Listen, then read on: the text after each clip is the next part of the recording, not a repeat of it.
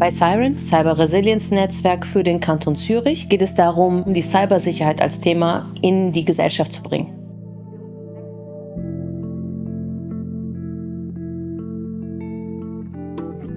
Cybersicherheit ist halt in den Händen von den CybersicherheitsexpertInnen, aber nicht in der großen Masse. Und wir müssen da einfach eine Verbindung herstellen. Denn momentan haben wir hier die Experten und hier haben wir den Rest der Gesellschaft. Cybersecurity betrifft eben nicht nur Finanzindustrie oder grosse Unternehmen, sondern es betrifft heute einfach jede Firma, jede Organisation und alle können eigentlich zum Ziel werden.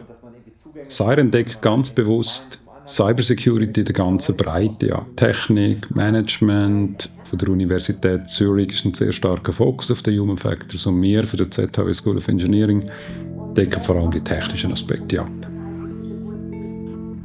Ihr müsst ein gutes Passwort nehmen und täglich wechseln.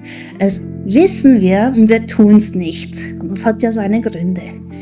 Und wir versuchen halt da ganz andere Ansätze reinzubringen, wie die Leute etwas über Cybersecurity oder Privacy lernen. Ein Beispiel ist unser Open Source Intelligence Kurs. Konkret haben die Studis von uns ein Bild bekommen und mussten dann versuchen, einen ganzen Report dazu zu schreiben. Also mal rauszufinden, wo war das, wann war es genau. Das habe ich noch nie erlebt. Irgendwie.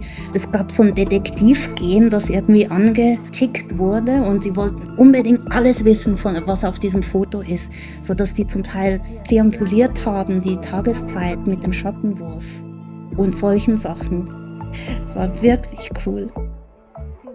Alle haben dann im Feedback gesagt, dass sie jetzt viel besser aufpassen, was sie posten und dass sie auch mit ihrer Dateiablage und Versand mehr aufpassen, weil wir ihnen halt auch gezeigt haben, auf welche Art die Daten fließen und wie leicht man das abfangen kann.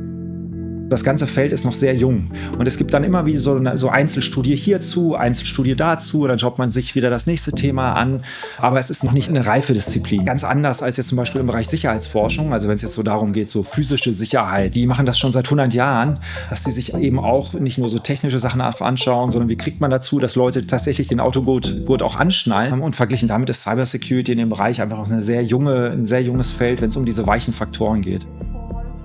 Typischerweise ist es so, dass Forschende dann wie so in sich in sehr schmalen Bereich, in einer sehr schmalen Community bewegen. Und wir können hier wirklich sehr interdisziplinär arbeiten.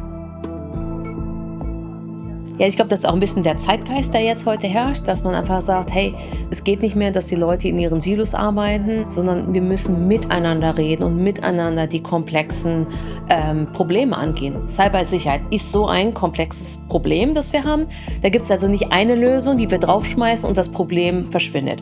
Nein, es geht mehr darum, wie können wir bessere Bildungsangebote schaffen, für Studierende auf der einen Seite, aber auch für die Gesellschaft, damit man Cybersicherheit besser versteht. Und unsere Vision ist, dass wir das zusammenbringen, dass wir die Disziplin zusammenbringen, dass sie zusammenarbeiten, um den Kanton und die Menschen einfach sicherer und widerstandsfähiger zu machen.